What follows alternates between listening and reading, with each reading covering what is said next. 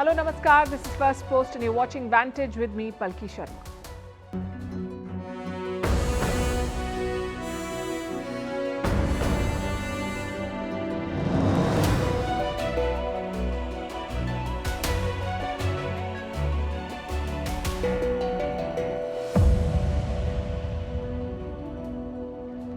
Our lead story tonight is about India's economy.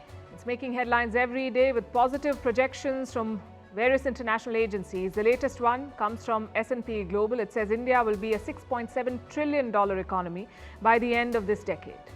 Earlier, Morgan Stanley upgraded India to an overweight economy. What does it mean? What should you make of these projections and what are the potential challenges? We'll discuss all of this and more. Meanwhile, Russia is running out of military recruits at home, so it is looking at Kazakhstan as a potential hunting ground. A new ad promises a hefty joining bonus from the Russian military. Meanwhile, in China, people are angry. Cities are flooded. The government has passed new orders. They say, forget the people, save the projects first. And the top leadership is holidaying in a seaside town. In Bangladesh, political violence is on the rise ahead of elections. In South Korea, a heat wave is making the government scramble. Will the coup in Niger lead to blackouts in France? And why young people are adopting stuffed toys as babies? That's up ahead. The headlines first.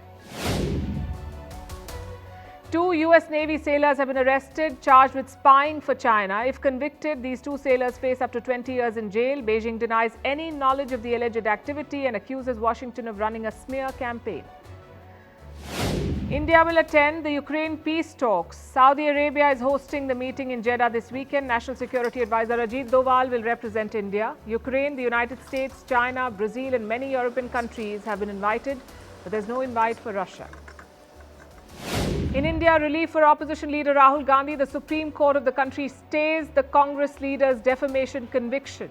This paves the way for Rahul Gandhi to return to Parliament. He will also be able to contest national elections due next year. He was convicted earlier this year for mocking Prime Minister Modi's surname in 2019.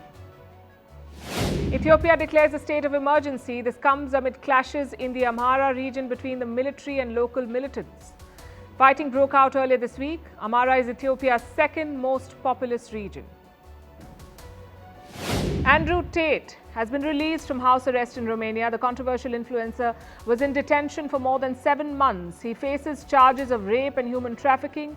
He has to remain in the country and cannot reach out to witnesses and victims. And some good news for Justin Trudeau. Taylor Swift has added Canada tour dates. After the Prime Minister's appeal, Swift will perform 6 shows in Toronto next year as part of her Eras tour. Last month, Trudeau had urged the pop star to not skip Canada.